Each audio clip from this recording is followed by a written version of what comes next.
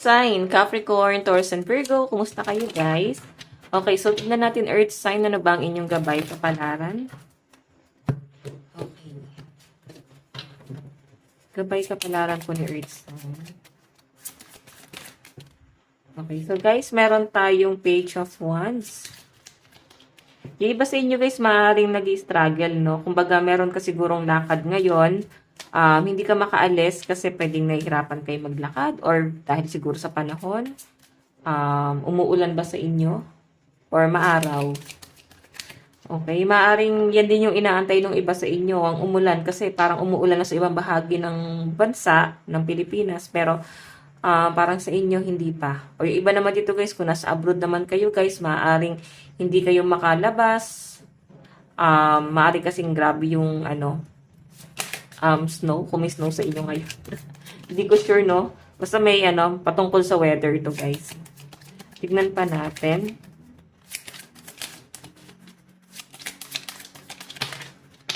Oops. So, ayan, tatlo pala to.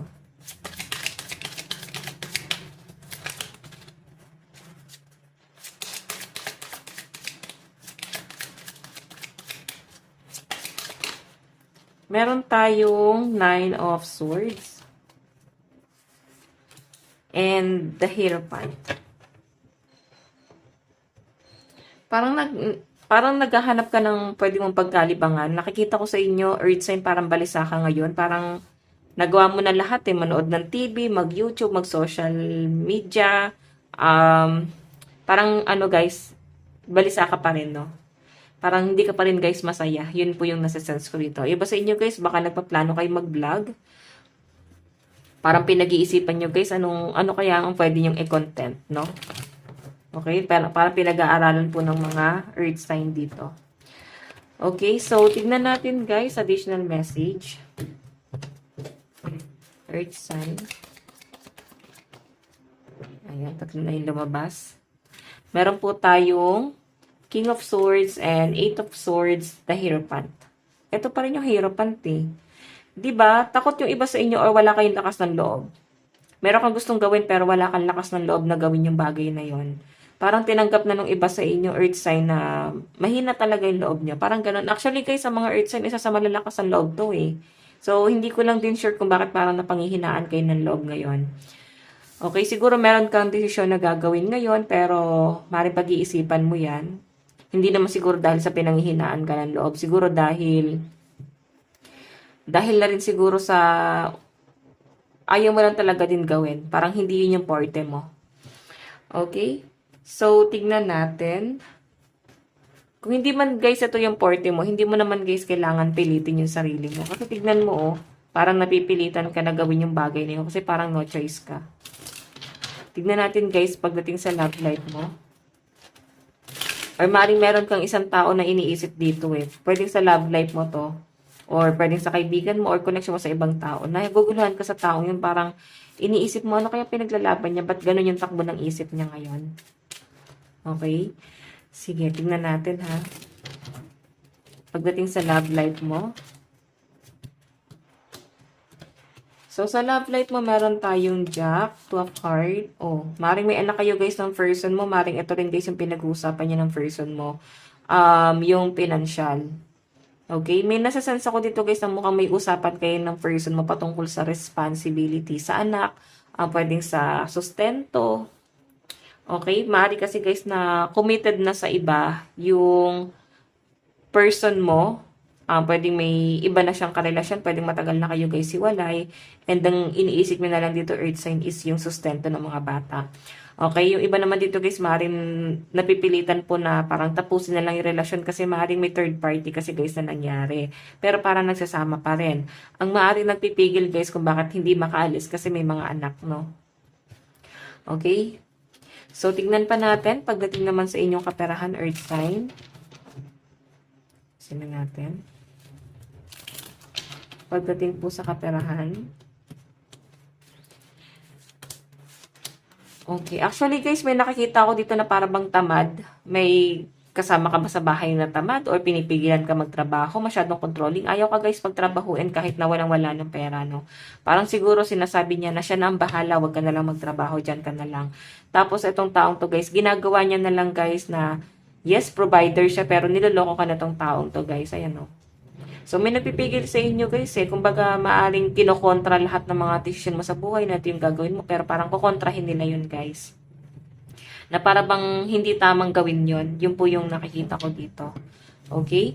So, tignan pa natin. Pagdating naman guys, sa inyong, ayusin natin to. Sa inyong trabaho. Okay, kasi parang itong taong to guys, gusto mong kumite eh. Parang hindi ganun ka ayos ang daloy ng pera ng mga earth sign, pero parang pinipigilan ka. Okay? Siguro dala ng selos. Or mari ikaw ang gumagawa niyan, pinipigilan mo ba yung person mo na maghanap ng trabaho? Okay? Sige, tignan naman natin guys, pagdating naman po sa inyong trabaho. Okay. Actually, guys, may nakikita ko dito, Earth sign, na mukhang may planong magbiyahe abroad. Maaring ito yung inaantay ng iba sa inyo or maaring OFW ka, nasa abroad ka ngayon. Tapos parang ang bagal, guys, ng daloy ng pera mo at marami kang iniisip na umaasa sa inyo, yung pamilya mo, meron kang susuportahan. Iniisip mo, guys, na parang ang bagal ng sahod or parang ang liit lang na sinasahod nyo, guys. So, parang may mga nag-iisip dito, guys, mag-cross country. Or kung nasa Pilipinas ka guys, nag-iisip ka na magtrabaho na lang guys abroad. Okay? Pero pinag-iisipan pa to guys, no?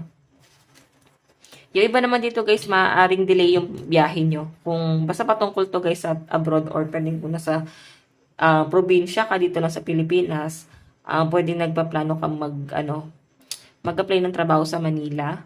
Yung iba naman dito guys, magko-cross country or maaaring may petition. Pipetitionin ka ng isa sa kamag-anak or family. Okay, so pagdating naman guys sa mga kaibigan,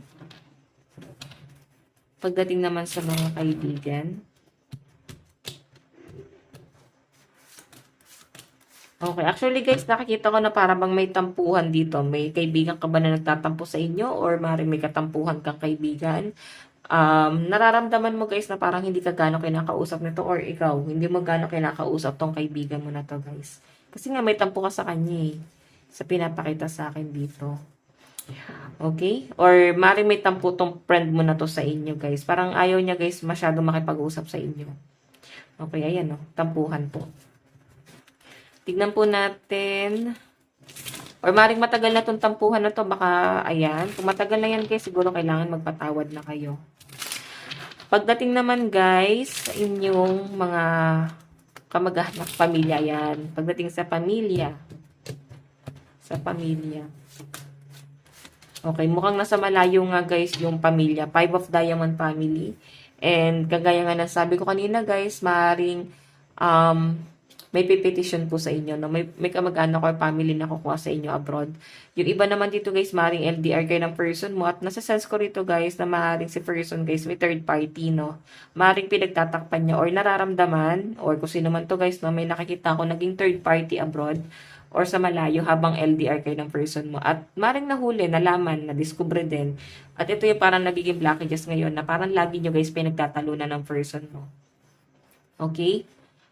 Ayan, pinagtatalunan nyo, tapos nakikita ko naman guys na pinagpaplanuhan ng mga earth sign na mag-settle down, magsama na, pero mukhang hindi talaga guys maayos kasi lagi talaga nag-aaway. Oh. May nakikita rin ako guys, parang may mga masasakit magsalita. Okay, yan siguro yung nararanasan nyo ngayon sa person mo. Parang ang sakit nila guys magsalita, no? Or pwede ikaw to. Nahawa ka na rin guys, masakit ka na rin guys magsalita ngayon. Kasi, nalalabanan mo na siya eh. Tignan natin, love advice. Love advice. Meron tayong love yourself first. Meron tayong let your friends help you. So, iba sa inyo guys, siguro kailangan mag-cool down ka muna sa relasyon mo. Kahit na karelasyon mo siya guys. Siguro, ano ka muna dito guys, relax ka muna or baka kailangan dumistansya ka muna sa kanya. Tapos pag okay na guys, saka na kayo guys mag-usap. Yung iba naman dito guys, maring dumistansya na. Maaaring wala kayong pag-uusap ngayon. May umiiwas, ayaw guys makipag-settle. Ayaw i-settle tong relasyon na to sa ngayon. Okay, sa mga single naman dito guys, actually masaya naman yung iba sa inyo. Iniisip mo nga dito is kung paano ka magsisimula ng vlog eh. Parang meron kang iniisip ano ba i-content mo. Actually guys, napansin ko na parang maraming nanonood ng mga journal or food vlog. Ayan, di ba? So, tignan natin guys, ano bang inyong advice? Meron po tayong, ayan, dalawa yung nakuha ko, no? Isa lang po spirit guide. Meron tayong wait for it. Be patient with fire. So guys, ito ha, kung naiinip ka, meron kang bagong libangan, tas parang feeling mo wala naman guys nangyayari. So ang sinasabi nito guys, magtiyaga ka lang guys. Makukuha mo rin guys yung pinapangarap mo. Magantay ka lang daw. Ayan, habaan mo pa guys yung pasensya mo. Okay? So, kung mainipin kayo guys, sabi ko nga kanina, para bang balisake kasi lahat na ginawa mo pero parang nabuburyong ka pa rin. So, ayan. Okay, ngayong araw guys, talagang tatamarin or naboboard kayo. Okay, so ang lucky number mo is 9 and 26. Ito lang po ang inyong reading. Bukas po, let God bless and love you all. Bye-bye po.